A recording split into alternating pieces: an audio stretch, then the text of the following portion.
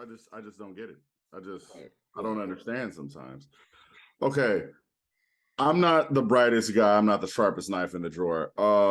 Why is Brett Favre a welfare queen? What's up with that? Because he saw the opportunity to get some money in that. You know what? You know what? You know what? Okay, so we ain't gonna get too deep into it because we do have a guest, but I feel like the main thing about that issue is people are going to really focus on the fact that Brett Favre, a multi-million-dollar quarterback, was able to take advantage of the Mississippi welfare system, as opposed to the Mississippi welfare system is broken, and a whole lot of rich people take advantage of the Mississippi welfare system, and they framed it as like, oh, it's like black people taking all the money, and we not. You know what I'm saying? We not. So they stealing money. They basically stealing money from people. That's it. So yeah, the only thing I'm upset about it is like, where's my ESPN coverage? Like, where's my 24/7 sitting out in front of Brett Favre's house? For real. Helicopters all over the place. Yeah. Media coverage. They did it when LeBron said he was people would be like they did it for T.O. Doug, they did it for LeBron when he said, I'm taking my talents to Miami. Like, that was just a man saying, I'm going to another team. Like, forget crime. They have followed around black people for far less. Yeah. This man has we talk about a football player. A football player, multi-millionaire. Championship, multi-million-dollar football player, stole a bunch of money. And I've only heard a few blips. Like, it's Shannon Sharp went off. Yeah, but I need Shannon Sharp. But that's what I'm saying. I need 24/7 coverage. I need day 39. Brett hasn't checked the mail. Like, that's what I need. Yeah. That kind of coverage where I was just like, yeah, that's the kind of coverage I need. So, you know, until we get that, you know, it is what it is. And also, I mean, I never liked Brett Favre, so it's cool. I don't mind it. Neither did I. But it's funny though that all those rich people are stealing money because they're doing hood rat shit with their friends. Black and ugly as ever. However, I stay Houston down to my socks. Oh yes, it's them again. It's them boys from In My Humble Opinion. I'm your host. My name is Avery, the Avery, THEE_AVERI, also known as Avery Like a Very Nice Guy, and I'm Vince McMahon's. Yes, that's me too. I meme your favorite artist. Trey's gonna beat me up one day. If you know, you know. Also, I'm with my brother here, Just Devon. Hey, I ain't got no business with that man. So you know what I'm saying? I know people be like, oh, if you saw your brother getting jumped, I was like, yeah, I'd jump in. And I was like, it depends on by who. So it does depend on people, if enough people, and I expect the same vice versa. Yeah. Somebody needs to drive somebody to the hospital. So, you know what I'm saying? If it's one person, like your brother didn't jump in, I was like, yeah, he's taking me to the hospital after. If it's one or two people, I get it. If it's 7 people, hey, bro, at least be like, stop doing that. Yeah. You gotta stand in the back. The camera girl in the Instagram video where her boyfriend's getting drunk. Stop it. Stop it. At least that. Yeah. At least that. Yeah. No, we good. We good on that. That's Just Devon, ladies and gentlemen, the best writer both sides of the Mississippi and in all this universe. I've only been to one planet in this universe, but I can assure you he's better than everybody out there. Just Devon. Thank you. There you go. He finally let me love him. That's great. And both sides of the Mississippi. I don't know if the Mississippi gonna be here too long. You know, that's a global warming joke. But anyway, warming. Yeah. This planet's not gonna be here. We're gonna go to Mars. Well, we're too poor to go to Mars. Anyway, that's how that goes, because you can find us both at My Humble O. That's In My Humble Opinion podcast. It's streaming on everything. Thank you for listening to us in your cars, in your headphones. If you're watching us on YouTube, you get to see my beautiful, beautiful beard. Look at this. Oh my God, it's so beautiful. My brother's over here making a face. I didn't say anything. I feel like you should moisturize a little bit more, but you know, it is what it is. Go ahead. Continue. Wow, I just got out the shower. Like, okay. I'm feeling good. I can't feel good about myself. Hey, feel good about yourself. Well, you know, I'm trying to be back on my bullshit. And our next guest is back on our bullshit because she's been in love with entertainment since she was a child, all right? She's funny as fuck. I got to be honest with you. I was just watching the video where she was making a song inspired by her 8-year-old self. It was hilarious. I promise you, just put a camera on her and just wait. Just wait. In one part of the video, she says she's stressed, but I don't cry, then stops the song, turns to the camera and says, I'll be crying. I'm trying to work on that though. All right. She's a big fan of the actual Color Purple, not the movie, actual Color Purple. Me too. Me too. And also with the EP, A Purple Girl in a Purple World streaming right now. She's an actress, writer, model, singer, dancer, and a dead ringer for Halle Berry. I mean, for real. As long as I've known her, I never noticed. And then when I really looked, I was like, damn, her and Halle Berry have the exact same face. She always had on glasses. But when she took them off, I was like, her and Halle Berry have the exact same face. All right, ladies and gentlemen, Skyrah Bliss, a whole vibe. Skyrah Bliss. Hi, you better boast me up and talk on me. I'm just saying, just boast me on up. Hype me up. Yeah. Hype me on up. Yeah. Exactly. I had to cut it down because I feel like some of my intros get too long, so I had to cut it down. But I was like, I got more. I'll be real with you. I love it. I love to do interviews with people who do their research. I didn't think people was gonna watch that video. So when you said watch the video of her doing the song for her 8-year-old self, ooh, yeah, that video stressed me out, but I really wanted to do it. And I did not look very influencery, but I tried. That's the thing about you. Like, you're a very beautiful girl, but you don't lead with your looks. You lead with your personality. And from knowing you and being around you, you know, especially through Derek, that's how you come across. You don't come across like, we've met a lot of people, and some people will be like, I mean, I'm fine. You just be like, hey, what's going on? How y'all doing? Like, you just cool, and I love it. You just realized she looked like how you got fooled like a teen movie. Like, you know, in the teen movie where they have like the nerdy girl and she takes the glasses off and they're like, oh my God. And I'm like, she looks exactly the same. She just put the glasses off. I never said she wasn't beautiful. I know, but now you're like, oh, she looks like Halle Berry. Like, okay. I did not realize that she's a dead ringer. I'm talking about, like, you know how my friend Robert looked just like, former friend Robert looked just like Lance Gross, like super like Lance Gross. She looks like Halle Berry. Close. Did you notice when he took his Thank you. The first time I got told that, I was like, nah, I don't look like her. Then I saw Boomerang and I said, Mom, we kind of the same face a little bit with her little chubby cheeks. I got chubby cheeks. The eyes. So super young Halle Berry, I can kind of see it. The nose. Yeah, young Halle Berry. Halle Berry is woo, now. Like, absolutely flawless. And look, it's nice to be told you look like somebody that like looks decent. Like, I get a bunch of people that don't look alike. Shaq, Rev Run, the principal from American Dad. Like, it's a lot of different random people. You don't look nothing like Suge Knight. Suge Knight was a good one, but I don't understand how I look like multiple people that don't look like each other, but somehow Rick Ross was going for a minute. Like, for a minute. If you're bald and black with a beard. Yeah, that's pretty much it. That's pretty much it. People are generalizing, they not really looking. Pretty much. They not really looking, they just generalize. I kind of look like every dude that was at the Wu-Tang concert. And I'm not gonna lie, when we went to the Wu-Tang concert, I was like, all right, this is where I belong, because that's where everybody showed up. It was a lot of bald black dudes with beards. That's just pretty much how we do. Yeah, of course. It was a good time. It was a good time. Okay, let's not talk about Wu-Tang and all that other stuff. Let's talk about Skyrah. Skyrah, going back all the way to the beginning, because you have always been, I mean, let's not say always. At what age were you like, okay? I love being the center of attention. I'm an Aries. I love being center of attention. I've always loved to sing, loved to dance. I started writing songs when I was 5. My brother said I was 4. But I think I was 5. I'm gonna give myself 5. What do you write about in 5?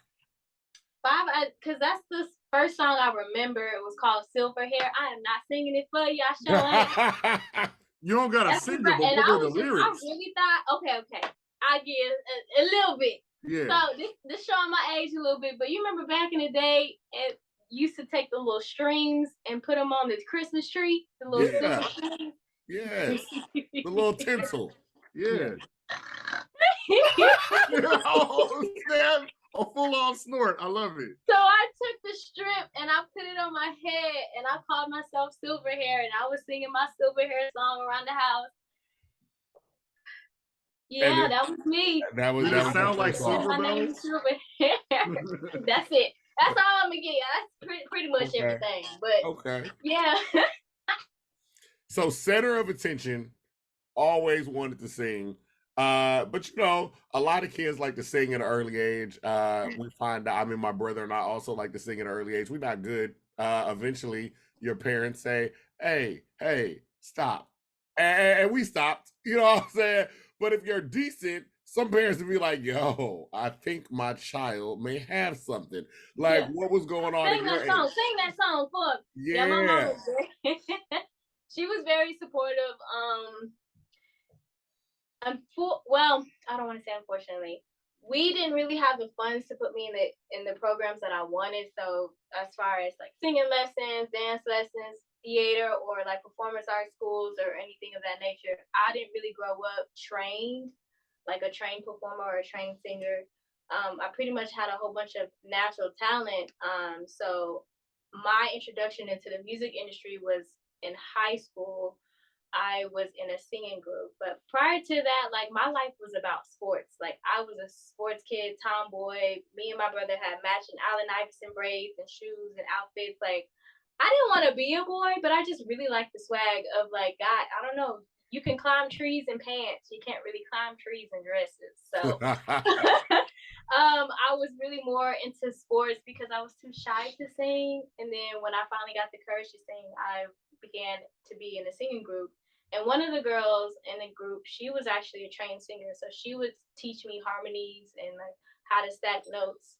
Because every time I would think I'm harmonizing, she's like, nah, baby, that's the octave. I said, what's the octave?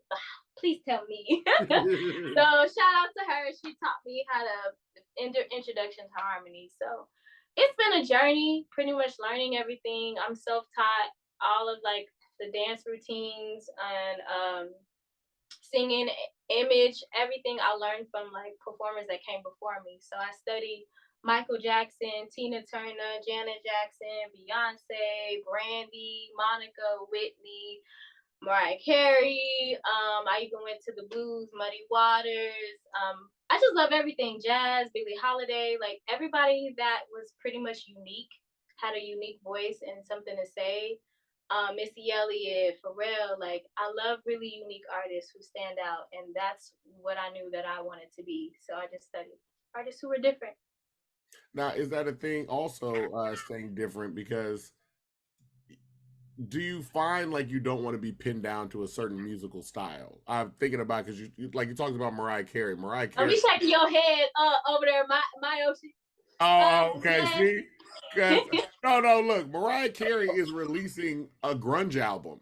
Like it's something that she recorded in like '96, but they wouldn't let her release it. They were like, nah, you can't release it. And they released it under another name with a different white artist. And now they found the old recordings and they're about to re-release it because she was like, I always wanted to do this, but everybody was like, oh, I'm Mariah Carey. And, you know, I can't do anything else but be Mariah Carey. Yeah. And like artists like that had to fight her whole career to be like, I want to do something different. Like, I want to do something different. So when you think about the style of music you want to do, how do you think about what your style is? I think I'm still trying to figure that out. Prior to being with L.O.U.D, I was very fixated on, I was straight R&B. I never really tried, I did try hip hop a little bit, but it was very like Lauryn Hill stylish. The way I approached hip hop. So it was very poetic, very fast paced. Like her Unplugged album was pretty much what I was trying to like mimic or like be inspired by. But I love R&B and pop music, and I knew that I wanted to be in that genre. But how can I say? I didn't really like the way R&B was shifting. I felt like R&B and hip hop was meshing a little bit too much, and you really couldn't find a distinction between the two. Yeah. And so I wanted to try something different. I wanted to do house music actually, because house and pop, I don't know. I kind of feel like I can fuse house music, R&B, and pop, and just have my own little lane going. But Derek challenged me to create music that was more energetic, like my personality. Whenever I'm out, I'm like a big ball of energy. I like to jump on tables, jump on couches. I'm a rebel. I like to rebel against anybody telling me I can't do it. I'm gonna do it. Because you said I can't do it, I'm gonna do it. Said I can't jump on the couch, I'm gonna jump on the couch. Just because you told me I can't do it, I'm gonna go do it. So I'm a rule breaker. And he was like, let's just try to make some music that fits your energetic, pretty much personality. Thank there we you. go, personality. And I ain't gonna lie, I'm such a perfectionist to the point where I put so much pressure on myself. I feel like I have to get something right the first time I try it. I don't know why I'm like that. I'm still working on it. So I was really nervous to try it because I was like, I've never tried to create my own lane in like a hip hop pop lane. But actually it turned out having so much fun doing it. And one of my favorite songs I created was Make It Out Alive, which is talking about mental health. Yeah. Hood rat shit was one of them. That's talking about the fashion industry taking fashion from the hood, calling it high fashion, and don't giving us credit for it, and they still doing it. Yes. They absolutely are. They absolutely are. And that's what I love about that. Like it. Okay? I love that too about your song. I like to try to have a message in my music mostly. I feel like God gave me a voice and I should use it, especially artists. I get it's a thing to just say whatever on records, and people don't really pay attention to what you're saying. They just want to like twerk on a curb or whatever, like, which is fine. I enjoy that music too, but it's really hard for me to create that because I don't feel like that's what I'm put on this earth to do. I feel like I'm put on this earth to just really have a message in my music. So trying to find that balance, I am still trying to find my actual sound, but I just want to be innovative. I want to be like Kanye doesn't have one sound. He creates great music, good music, and then not one song sounds like the other. So I can kind of I don't really have a focus point, and that can kind of business-wise is not really a good thing. So I'm still trying to find myself basically, but I try to look for innovative sounds, innovative melodies, a new way to say something that's been said a million times, because I feel like all the music is made. We made it all, okay? But we just trying to find a different way to say I love you. So absolutely, that's dope as hell. I do like to piggyback on what you're saying. Like, I love the fact that your music is deep, especially when it comes to hood rat shit. Like, when you at first glance you think it's not about anything, but from the moment you start listening to the words, it's actually deep. You're like Lauryn Hill with an 808 backing. But also you stated that since your music is you have a wide array of music that you can create, and it's not necessarily good for business. Well, then how'd you link up with Derek? Big shout out to Derek. Well, I don't think he knew I did all this type of music. I want to do rock music. I want to do R&B. I want to do pop. I want to do house. I just like to try different stuff, and I like to fuse different stuff. But it's like finding that focus point to get my main audience is like what I'm working on at the moment. And it's my biggest challenge because I hear something dope and I want to do it. And it may not necessarily fit in the lane that we're looking to be in at the moment. So it can kind of get frustrating creatively, but honestly, if I can just get out of my own way, that's what Derek and Mayoshi be telling me. Because I'm always so focused on like, I want it to be me. I want it to sound like me. Because if somebody says, who is this on the track? Is this such and such? Is this such and such? Is this such and such? Who? It's me. It's Big Skyrah Bliss. Okay? It's Big Skyrah Bliss, that's it. Ain't nobody else on the record but me. It's my melody, it's my record, it's my concept, it's me. Talk your shit. But it's crazy because I love people and I love creative people. But it's just like it's so hard to find like distinctive people in the industry who don't sound like one another. Like I get that we take from one another, which is cool, But it's like, where's our Missy Elliott? Where's our Pharrell? Like, you know what I mean? Like, where's our Busta Rhymes? Like, I feel like we're missing that whole diversity, and I just kind of want to introduce that again in the game. So. There might be a shift. You're seeing more art. I mean, look, Beyonce just dropped an album that is not what people and has a string of more work coming out that is going to be different genres. Mm-hmm. Drake dropped a different type of genre album. I find like the more popular artists are like Kendrick. When he drops, you never know what it is going to be sound like. So people still appreciate like actual risk taking. You have to get to that level. Yes. Like, you got to get there first, then you can do what you want. But it's just the road to get up there is my challenge at the moment. Like getting that sound that reaches the masses, and then I can kind of explore with the rock and then the hip hop and then the pop and then house music or whatever. So Beyonce, like she did it right. She did R&B for R&B pop for so long, and she got to a place where she can literally breathe on the record, and I will be like, Beyonce. Too. It's Beyonce. She'll breathe on the record, and I'm gonna love it. So people are like, what do you think? I didn't even listen to the album yet. I said it's dope. Yeah. I ain't listened to it yet. I ain't gotta listen to it. It's dope. You know what I mean? So that's where you already know the work that's gonna get put into it. So you already know, like, okay, this is definitely going to be like a good album. When you think about too, like even going back before L.O.U.D, because you were still on that path, like you did like reality TV shows and things like that. Okay. Talk about that. Look at your face. Go ahead. Toe spot. That hurt right there. Liver over here somewhere. In the what's that? Kidney in the back here? Yeah. Woo, babe. You didn't hit a little. Woo. Yeah. So I think before that, I was the crazy part is I'm such a rebel and I like to break rules. But when it came to my artistry, I grew up watching artists who were so structured in what they did.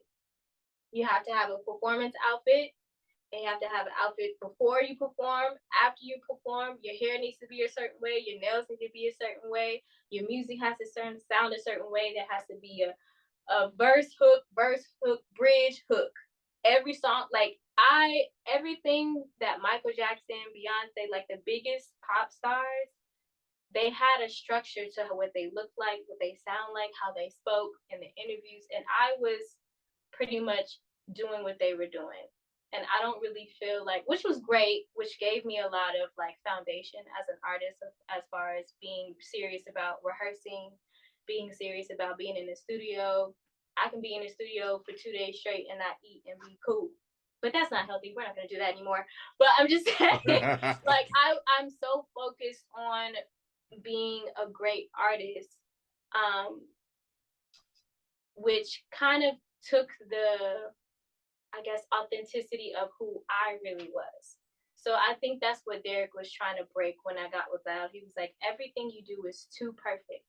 I watched your show, it's great, but I knew what you were going to do before you did it because I already seen you perform. And you do the same exact thing every show. And I was like, well, that's how it, ain't you supposed to be perfect?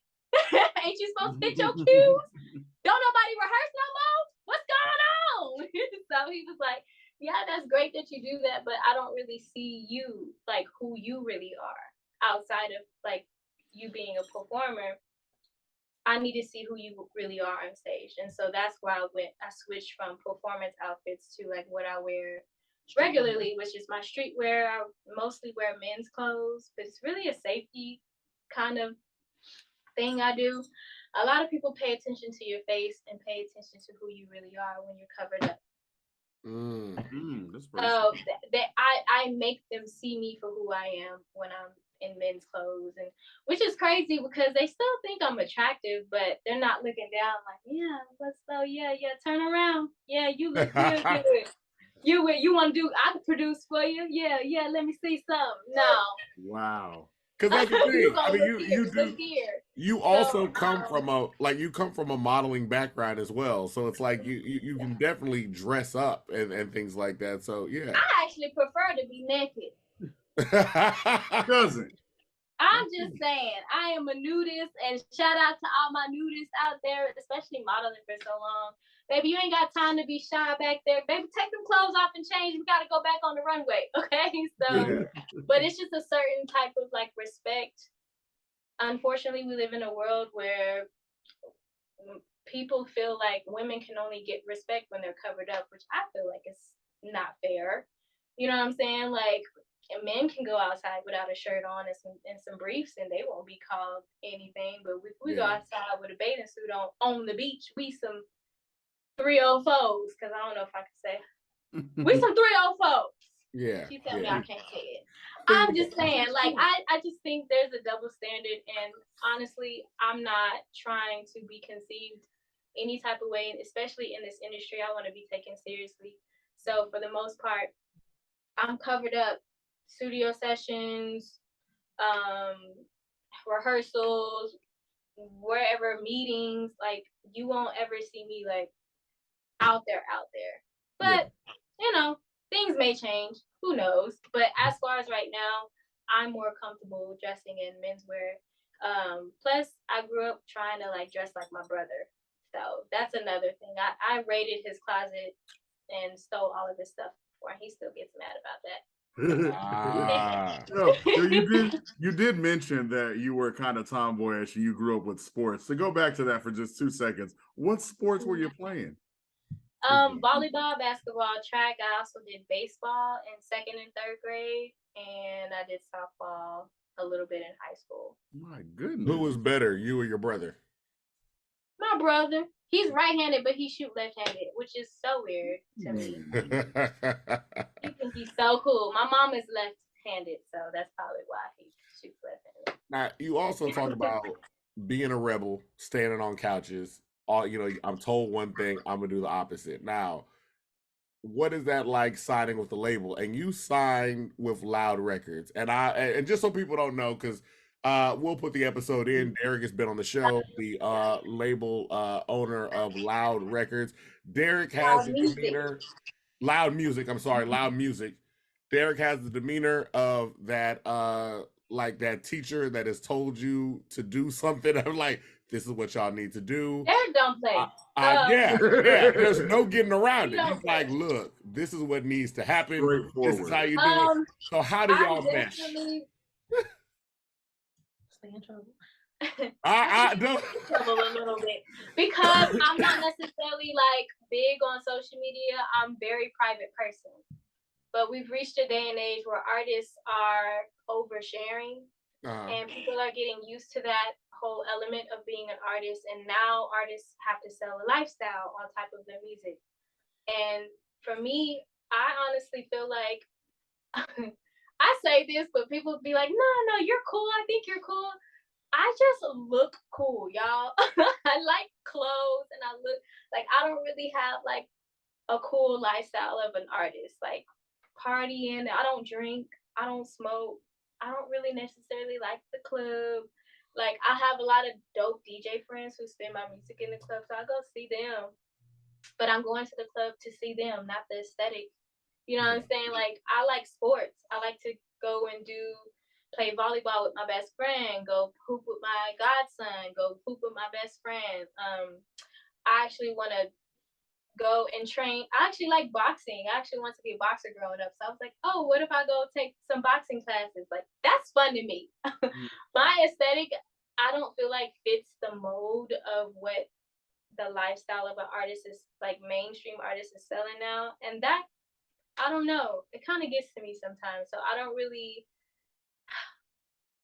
Don't let it get to you. I kind of struggle with. That might be changing too, because I mean, you see a lot of people there are a lot of people getting famous on TikTok for doing some of the most mundane things, and there's interest in the mundane. I watch a guy that cleans pools, and a million of us are watching this dude clean pools every day because he brings a certain art to what he's doing. Like, people like to see the process of what's going on behind the scenes anyway. Yeah. So you never know. Like, it's like you're probably a lot more interested than what you're thinking. Yeah, definitely. So was it a task to film the video the other day where you were dancing at work? Yeah. Because literally I can go my whole life without ever having a phone. I can go my whole day without being on my phone. Like being on my phone and setting it up just so y'all can see my day and how I get ready, that's crazy to me. I don't even know, like, look at my phone like that. I don't care about my phone. So, but being an artist, like, honestly, if I was an artist, I wouldn't have social media. Hey, look, don't feel bad. Like you might be like me. Like my brother can exist on. Case in point, my brother and I go to events all the time. Sometimes people be like, "How come y'all don't go together?" I was like, "I was there." So I was there. I just didn't film it. He filmed it. Yeah. They're like, "Well, you're not in it." I'm like, "I told him don't film me. Like, film yourself." Because if you don't film it, it don't happen. If you don't take a picture, it don't happen. So number one, that is my job. Okay, Hey, I don't want to do it either. I think though. it's dumb. He do it. We was at the event last night. He had his phone out. He was talking to it. I'm like, what does he do? Oh, that's right. He's doing his job. Okay, cool. I was like, I'm just gonna record and then I'm gonna put my phone up. But you know, I forget to take my phone out and stuff. People be like, you go. I always forget. I always forget. Yeah. Thank God for Mayoshi because at shows, if she's not there, baby, ain't nobody finna get nobody pictures of nothing. I'm so focused on being an artist. Before L.O.U.D, I always had paid someone to do video and I'll pay someone to take photos every show. Because I don't want to have to worry about taking my phone and making sure I get my picture, making sure I get my selfie, and then setting it down, make sure I get the whole out. That is like, it's too much. It's too time consuming, and it goes into my whole meditation. I have a whole meditation process before I go on stage, and I don't really. I'd rather pay somebody to do that for me than have to worry about child. It's stressful for me, and I get why people like it, and I get they didn't want to share it. We live in a whole world of show and tell. I don't know. I hate show and tell. I used to hate show and tell. Growing up, they bring something to show to the class and tell. For what? What I was supposed to bring? I brought a bead collection. I wore beads in my head. I said, "These is my beads. My mom would be putting in my hair." And I'll never forget that day because people were like, "She really showed beads." I don't want to talk to y'all. I said, "This is my rainbow of beads that my mama liked to put in my hair." That was it. I don't like. That's it. Show and tell this whole. I struggle with that for sure. But there's always room for improvement. And that's why you got Mayoshi there. Exactly. You know what? Talk about that relationship because it's like it's not just Derek. I always feel like look, you already said you got to have somebody to pull the camera out, and sometimes you're at stuff, and I know you're there because Mayoshi's there, and she pulls out the camera, records you. I was like, oh, okay. Yeah, she be making me go walk over there and go by it and get a picture right here. Now do your walk. I'll be like, girl, is you my mama? But no. I love that she does that because honestly, I would take one picture and be done because I just want to enjoy the event. Like the 50 Cent all-white party, I just wanted to really be there and enjoy it. I could have gone without taking any pictures or doing anything else. I just wanted to dance and have a good time. That's just me. I like to live in the moment. So stopping and taking pictures and all that, which is great. It's great for social media, but I'm that person that lives in the moment. I want to dance. I just want to. Everybody was so uptight. I'm like, y'all need to get down. It's a party, y'all. It's a all white party. 2 Chainz was nice. No, but 2 Chainz was nice. Yeah, of course. I definitely love meeting people. I don't want to make it seem like I don't love. Like I can meet you, have a great conversation with you. I'm not pressed about taking a picture with you. Is my thing. Like I would rather build a relationship, a genuine relationship, than to say I took a picture with somebody. Oh no, I'm with you on that. You know what I'm saying? I can never. Conversation. Let's build. Let's get business. Invest into some stocks. I don't know. Like let's try to. Like that's what I want to talk to 50 about. Like I don't want the picture. I like help me out. 50. Let me get the conversation. Yeah. Plus the pictures be so like disingenuous. People be like, me and my big bro, Bum Beater, and I'll be like, Bum Beater don't know you. Don't even know your name. You They just can took a tag picture. them. Okay. I'm always afraid I'm gonna take this picture, I'm gonna tag the person, and they're gonna respond like, I don't know this man. And I'm like, I know they wouldn't, but still, I'm like, oh, that would hurt my soul if someone did. I'm like, you know what? You right, friend. I mean, you're right. You're Go right. ahead, take it down. You're right, I'm gonna take friend. it down. We're not friends. Right, You're you right. got it. You're right. Waving the white flag. Yeah. And you talk about artists in terms of like, oh, you know, like I'm different. I don't drink. Like 50 Cent, he don't drink. Like there's a lot of artists that people be like, oh, no, 50 Cent will sell you liquor. He's like, yeah, but I'm not drinking it. Like enjoy it. Yeah, that nigga said I stay high all the time and don't smoke weed. Smart man. Yeah, I'm high off life. I actually have a natural high, so it's controlling the energy is the hard part for me. Like I always feel like I want to jump off something, and I just like have this. I'm like a big kid, so before shows, people are like, "Are you okay?" Like I'm just trying to hold it together because I got in trouble for being too hyper before my show. So Dad was like, like, "Can you calm down?" I'm like, "I'm trying. Okay, I'm sorry. I'm just really excited." That's funny. So when I get on stage, it's like this, I explode and I just let it all out. That's good. You leave it all on the stage. You say you got in trouble with Derek? Yeah, he said I was too hyper before my show. I don't know what show it was, but I was like so hurt when he said it. How it probably was Loud Fest. I don't know. I think it was Ebony Lounge with Diamond. Oh, Ebony Lounge, probably. Ready to get on stage. Yeah. How often do you get in trouble with Derek? Not Never. very often. I actually don't get it. I don't necessarily get in trouble. He just gives me pointers of like, hey, we have to present ourselves a certain way when we're in public. I know that you're excited, but you know, it's still business at the end of the day. I'm gonna need you to be an artist first. So I'm like, yes, sir. Talk about so being an artist first with L.O.U.D. Like, what are the plans on the release of new music and putting together an album and everything? So the EP is our main focus right now. It's going to be dropping on the top of the year of 2023. We have some dope songs on there. I think we added another song, possibly, to the Mayoshi's really excited about that. But she know I'm going to perform the hell on out of it. I sure am. Any song, honey. Give me any song. I'm just going to do my best. It's a couple that I'm excited about, like Fashion Icon. Fashion Icon is really cool. I can't wait for that one. Hype Me Up is next. Hype Me Up is my next single. So, yes, the project of Purple Girl and the Purple Rose is supposed to drop early 2023. My next single is going to be Hype Me Up, which is inspired by HBCU culture. Okay. It's talking about like hype me up in the club and stuff. You know, I don't be in a dropping in the fall. It's dropping fall winter. Okay. So it's a plan. And in the meantime, I am still exploring with my sound. R&B is my safe space. So I'm most comfortable in R&B. So whenever I'm like my anxiety is super high, I'll just record an R&B song to calm me down, and then I'm able to think more clear and try to do something more innovative.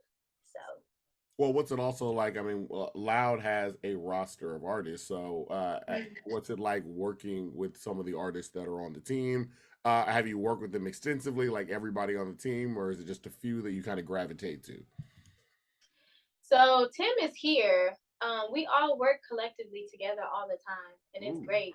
We all love each other's energy. We come with different perspectives on songs, and we push each other to be better. So I really love working with everybody on the team.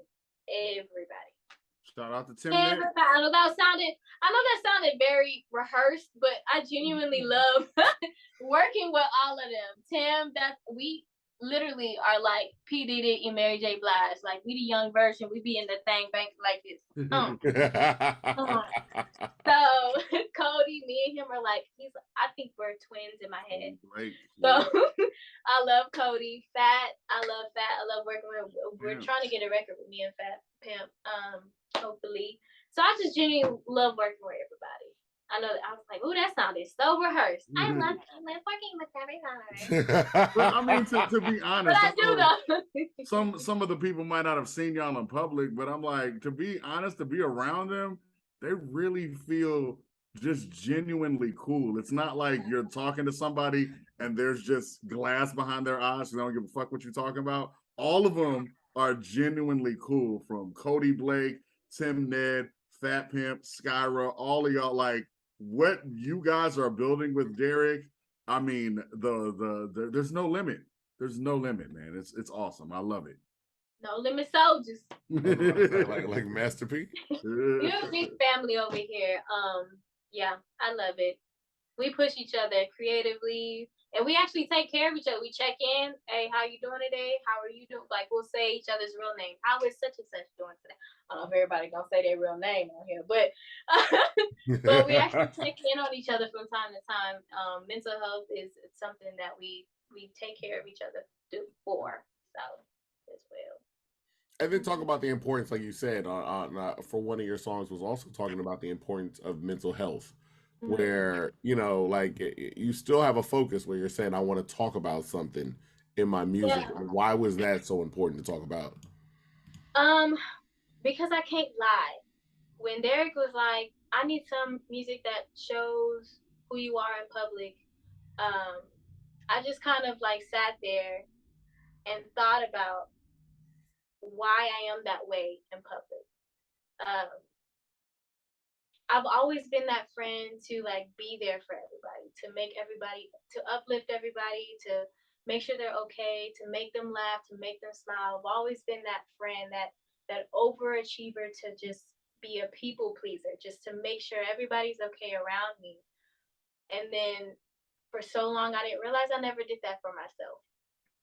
So when he asked me, make a song that symbolizes who you are in public, you're higher, energetic, bubbly, goofy, making everybody smile, I couldn't lie. I was like, well, I'm that way because I'm low-key a people pleaser, and I never took the time out to do that for myself, to make myself smile, to make sure myself was okay. To, you know, whenever I'm having a sad day, I never felt like I could reach out to anybody. I felt like I had to do it myself. So that's where Make It Out Alive came from.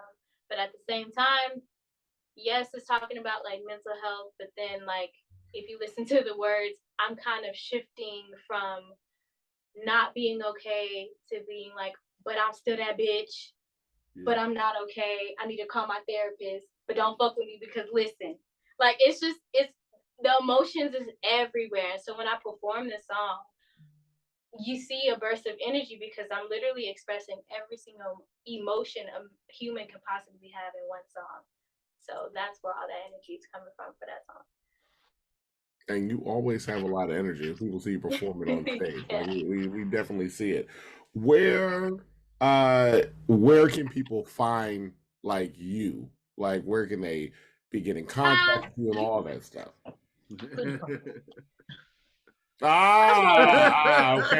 Okay. I'm gonna lay it on the stair like that right here. There you go. You right here. In case people don't know. You can find me. The listeners. We're gonna read left to right, because that's how you read now. Yeah. Left to right. Okay. We're gonna start with the X. Hey, we're gonna start in the K. Hey, and aura, H. And the H. A, and the B, and the L, and the I, and the S, and the S. You can find every. I love it. I love it. I feel like that's gonna be a TikTok. Now that could easily be a TikTok. And then go ahead and request my song Hood Rat Shit on 97.9 Box. Please, they have it in rotation, but I'm gonna need y'all to call and keep it in rotation. And what 979 The Beat in Dallas, y'all should be like that. And 979 The Beat in Dallas, because I don't remember their phone number. 979 Box 713-621-0979. There you go. I don't know. I know the beat, but I feel like it's about the same. It's got something. It's got a beat. No, it's like a 1-800 number, honestly. 1-800 the beat. You know what? Let me not say that before people wind up calling some weird number. Look up Look I up that posted it on Dallas one phone of my number. posts before. It's on there. That's sweet. I love it. It's on there. You just got to do a little bit of research. It's on there somewhere. We'll send it to you. I'm about to say, we'll figure it all out soon enough. Look, we appreciate you coming out a lot, and we are looking forward to everything that you've got coming. And we already know you're still working on the sound. That's all gonna come together. We're gonna see you online a lot more because they're gonna make. They're getting on me. Honestly, this time around, I got on myself. I was like, I don't necessarily have to like everything as far as how the life is about change. Literally, when I watched Miles Davis documentary not too long ago, the first thing he said literally was, music is about change. Yeah. I was like, well, because I was so stuck on music needs to sound a certain way. It has to. Why y'all ain't saying nothing in y'all music? Why y'all sound like that? Why y'all copying each other? And I don't necessarily have to like the change, but I need to find myself within the change. So I'm so big on not losing myself to the point where I will keep myself stagnant. So being able to open myself up to new ideas and new ways to promote myself. I may not think I'm interesting, but since y'all think I'm interesting and Mariah think I'm interesting, I will try to share more, but I just don't know what to share. But I will wait. I will try to share more. Skyrah, you write music, you dance, right? You have a record label said we're interested in you. Also, you have a manager, and we requested that you be on the show. You're interesting. I don't know what else you need. That's definitely. Also, Skyrah, where are you from? I'm from Houston. No. What part? What part? Northwest. Okay. We hear. I mean, the accent is strong. We knew you was from here. Yeah. What is it like? Also, because we always ask, especially our local, our Houston people. I don't even like to say local Houston because Houston keeps growing and spreading. And they need to stop moving. We full now. Y'all stop moving here now. Look. Stay out of here, California. Look. Stay out of here, Oregon. Just making the interest rate high. It's bad. Gas high. It's bad. The real estate industry high. Everything high. Everything is bad. Stay out of here. Honestly, when they gotta pay them taxes at the end of the year, they're gonna be hurt. They're gonna be hurt. They're gonna be stuck. And we're not being hospitable. Like, we're shutting down the freeway this weekend. Like, every time y'all move here, we shut down the freeway. Stop it. Hey, you're making it bad for the rest of us. Like, except for 50 Cent and John Sally. You guys can come. Y'all can come, but I mean, the rest of y'all, like, stay where y'all at. It's not as fun as what y'all are thinking. Like, no. You can't like you can't like, what was that dude said? It's like, you can't like blueberry hookah that much. Like, it can't. That's what we got. It's just it's and we're big. It's really, really big here. Like, when Kevin on stage was like, yo, Houston is 30 minutes away from Houston. We went somewhere. He said 1 hour. It was forever. I wanted to go home. Look at her being a kid. She started swinging her braids. Look at that. That's what it is. My show and tell. And these are the braids my mom puts in my hair. My rainbow beads my mom puts in my hair. Exactly. And then I stood there and the teacher said, okay, thank you. What else I'm supposed to say?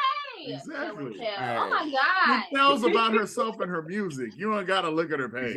Exactly. But no. So for Houston, since you've been here, you've been watching the city, you've been watching it change, you've been watching it grow. Besides having too many people move here, y'all stop. What is it like in terms of being a musical artist here in the city and watching it change and grow? That's a good question. I will say that we have a lot of talent in Houston. I'm actually a fan of a lot of independent artists here. And they're actually Houston natives. So I would say it's just fun just to watch other people grow into their artistry. I know that I like to stay focused and try to stay like in my own lane to find my sound. Because if I hear something dope, I'm like, "Ooh, I want a song like that. Ooh, I want a song like that." But I do find a way to make it my own at the end of the day. I would never like blankly copy somebody. That's just not me. That's not my style. But I'm definitely inspired by a lot of people. So you'll hear inspiration in my music. It's inspiring to be around a lot of dope people, for sure. Okay. All right. Well, thank you so much once again, Skyrah, for staying in. Yeah. Thank you for staying in or coming out, as we say, because it's coming out, staying in, right? Regardless, you're on Zoom, so you're in a comfortable spot, and we like that you're comfortable with us, with talking to us. I just really want to let you know, hey, we're watching, and we love what you're doing, and we appreciate it. Once again, thank you so much for all your support. It means a lot. I'm gonna start crying if I keep talking, but this is the end. It's just when being in this industry I've been doing this for a while. For a long time, I just felt like I was too different, and I'm not really seen. And maybe I should change my style, and maybe should change my sound to just get on, and then I can show them who I really am. And it's just like struggling with trying to find the middleman of like getting to where I want to be. But in the end, when I hear people are inspired just about me being me, it makes me feel seen, and I definitely appreciate it. So thank y'all so much. I mean, you're on it. It's like Pharrell. Everybody was using like the same type of keyboards. They was moving to the Motif ES8 because Dr. Dre was doing it. They came out with a Triton. Nobody was using a Triton. Like nobody was doing it. You're a Triton in a world of Motif ES8s, and that's why we appreciate you. I wish I knew what that meant. You'll figure it out one day. Okay. He's a producer. He get into producer talk. So I was like, I don't know what that means. Man. Former producer. He's saying you're special. You know what I'm saying? You know what I'm saying? That's all he's saying. Former producer. But one thing I do want to let y'all know is this has been another episode of In My Humble Opinion Podcast. My name is Avery, like a very nice guy. That's my brother, Jess Devon. And we've been here with Skyrah Bliss. Humbly yours. H-Town. H-Town, baby. Sweet, baby. H-Town is too sweet. Goodbye. Love it. Love it. Show it. Show it. Yeah.